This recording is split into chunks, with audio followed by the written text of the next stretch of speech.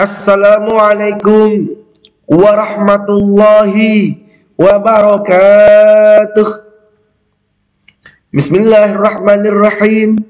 Alhamdulillah wa syukrulillah. Wassalatu wassalamu ala rasulillah Sayyidina Muhammad ibn Abdillah wa ala alihi wa sahbihi wa mawalah, amma ba'd. Yang terhormat Bapak, Ibu, Dewan Juri, dan para hadirin yang berbahagia, puji syukur kita panjatkan kehadirat Allah Subhanahu wa Ta'ala dengan mengucapkan Alhamdulillahi Rabbil Alamin. Bersyukur atas segala rahmat dan nikmatnya, baik itu nikmat kesehatan, kesempatan, keistiqomahan, dan yang paling penting adalah nikmat iman, Islam, dan ihsan.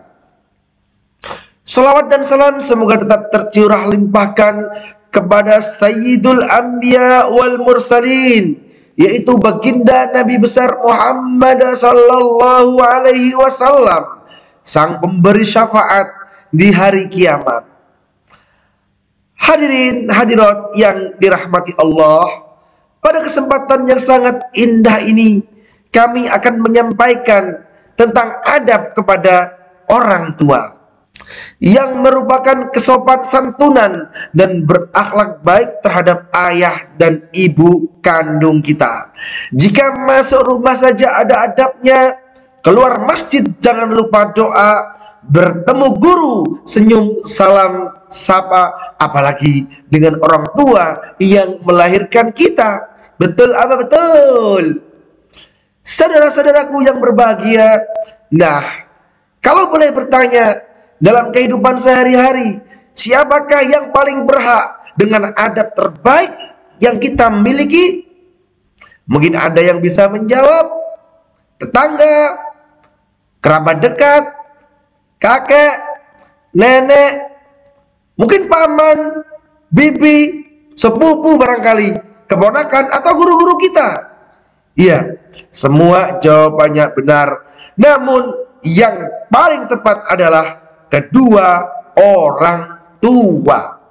Merekalah manusia yang paling berhak dengan adab terbaik yang kita miliki. Ada yang tahu kenapa?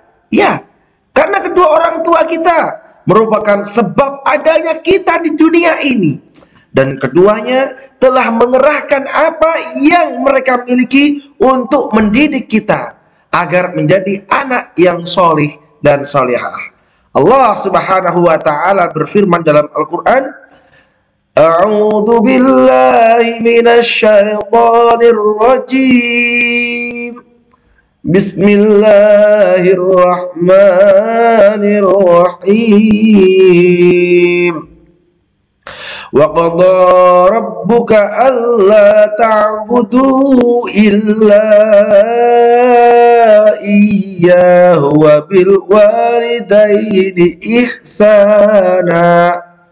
Dan Tuhanmu telah memerintahkan supaya kamu jangan menyembah selain Dia, dan hendaklah kamu berbuat baik pada ibu bapakmu dengan sebaik-baiknya. Quran surat Al-Isra ayat 23. Maksud ayat tersebut, kita sebagai anak seusai beribadah menyembah Allah Subhanahu wa Ta'ala, kita hendaklah berbuat baik kepada kedua orang tua. Itulah karena betapa mulianya mereka, sehingga Allah Subhanahu wa Ta'ala menempatkan perintah berbakti kepada mereka persis setelah perintah menyembah Allah Subhanahu wa Ta'ala. Dan ingat, ridho Allah itu bergantung pada ridhonya ibu dan bapak, begitu pula murkanya, sebagaimana sabda Nabi Muhammad sallallahu alaihi wasallam, ridho Rabbi fi ridhol walid wa sukhtur Rabbi fi sukhtil walid. Ridho Allah tergantung pada ridho orang tua, dan murka Allah tergantung pada murka orang tua. Hadis riwayat At-Tirmidzi nomor 1899.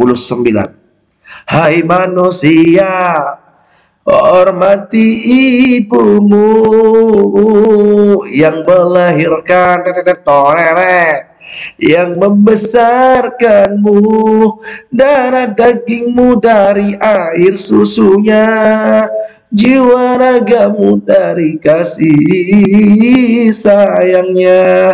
Dialah manusia satu-satunya yang menyayangimu tanpa ada batasnya. Gimana saudara-saudaraku sekalian, suaranya asli dari Irama KW. Mohon maaf batuk ya. Saudara-saudaraku yang dirahmati Allah Subhanahu wa taala, meski kita besok menjadi orang yang sukses dengan harta melimpah, kebun luas yang gemah ripah, membangun rumah mewah, gedung megah, bodyguard yang gagah, serta mobil yang wah, dan mencukupi seluruh kebutuhan orang tua, itu semua masih belum cukup untuk membayar jasa-jasa mereka. Perbandingannya, bagikan lumbung dan jagung. Sebesar-besarnya jagung tidak akan pernah bisa melebihi lumbung. Begitulah perumpamaan jasa orang tua terhadap anaknya. Dan kenyataannya yang sering terjadi adalah jika si anak sakit, orang tua berjuang untuk kesembuhannya. Namun jika orang tua sakit, anak berharap segera mendapatkan warisannya. Nauzubillah min dzalik. Jika satu ibu bisa merawat dan membesarkan 5 anak, namun 5 anak belum tentu sanggup merawat satu ibu. Dan hal yang harus kita ketahui, karena begitu baik dan setianya orang tua kita, meski kita sudah dibesarkan, namun sekolah tetap diantarkan, kuliah didaftarkan, kos-kosan dicarikan, pekerjaan diberikan, rumah masih dibuatkan, terus dinikahkan. Setelah punya anak, ternyata mereka jadi tempat penitipan momongan seperti panti asuhan. Orang tua mendapatkan pekerjaan baru, yaitu MC. Apa itu? Momong cucu. Ini namanya bukan anak yang berbakti kepada orang tua, tapi orang tua yang berbakti kepada anaknya. Saudara-saudaraku yang dirahmati Allah Subhanahu wa taala, mumpung orang tua kita masih ada, masihkah kita sering membentak dan membatahnya? Nova, tolong antarkan ibu ke puskesmas, nak. Ibu ini nyuruh-nyuruh terus. Emangnya Nova tukang ojek apa? Atau membuat air mata mereka menetes karena kelakuan kita, atau menjadikan hatinya tercabik-cabik karena kita yang mengecewakannya. Malmingan di kafe sampai tengah malam, buka kerudung, baju you can see my kelek, celana pendek, gak usah pulang sampai pagi melek. Nauzubillah summa nauzubillah min dzalik. Saudara-saudaraku yang dirahmati Allah Subhanahu wa taala, sebagai anak yang soleh dan solehah, bagaimanakah adab terbaik yang harus kita lakukan pada orang tua kita? Sebagaimana dijelaskan oleh Imam Al-Ghazali dalam risalahnya berjudul Al-Adab fid Din, dalam Majmu'ah Rasail Al-Imam Al-Ghazali halaman 444. Sekurang-kurangnya ada 7 adab anak kepada orang tua sebagai berikut. Kita hafalkan bersama-sama ya. Yang pertama adalah yasma'u kalamahuma, mendengarkan kata-kata orang tua. Setiap kali orang tua berbicara, anak harus mendengarkan dengan baik, terutama ketika orang tua berbicara serius memberikan nasihat. Jika anak bermaksud memotong pembicaraan, sebaiknya memohon izin terlebih dahulu, bukannya malah pakai headset memutar lagu jaran goyang, jaran goyang. Jaran goyang, jaran goyang, itulah. Kemudian yang kedua adalah yaqumu liqiyamihima, berdiri ketika mereka berdiri. Bila orang tua berdiri, anak sebaiknya juga berdiri. Hal ini tidak hanya merupakan sopan santun, tapi juga merupakan kesiapan anak memberikan bantuan sewaktu-waktu diperlukan ataupun diminta oleh anak, baik itu diminta ataupun tidak. Kemudian yang ketiga adalah yang tahilu di amrihima, mematuhi sesuai perintah-perintah mereka. Apapun perintah orang tua kepada anak, anak harus patuh kecuali perintahnya bertentangan dengan syariat Allah Subhanahu wa taala. Jika terpaksa harus menolak, maka cara menolaknya tetap harus dengan menjunjung kesopanan, dengan memohon maaf dan memberikan alternatif lain yang sesuai dengan kemampuannya. Kemudian yang keempat adalah yalbi da'watahuma, memenuhi panggilan mereka. Anak harus segera menjawab panggilan orang tua. Begitu mendengar suara orang tua memanggilnya, bahkan dalam hal anak sedang melaksanakan salat sunnah pun ia boleh membatalkan sholatnya untuk segera memenuhi panggilannya. Misalkan dipraktekkan ya, Allahu Akbar, Nova. Oh, kita boleh membatalkan sholat kita. Oh ya, ayah, gitu ya. Kemudian yang kelima adalah merendah kepada mereka dengan penuh kasih sayang dan tidak menyusahkan mereka dengan pemaksaan. Dan keenam adalah tidak mudah merasa capek dalam berbuat baik kepada mereka dan tidak sungkan melaksanakan perintah-perintahnya. Dan yang ketujuh adalah wala yanzuru ilaihi ma zazran wala ya'silahuma amron.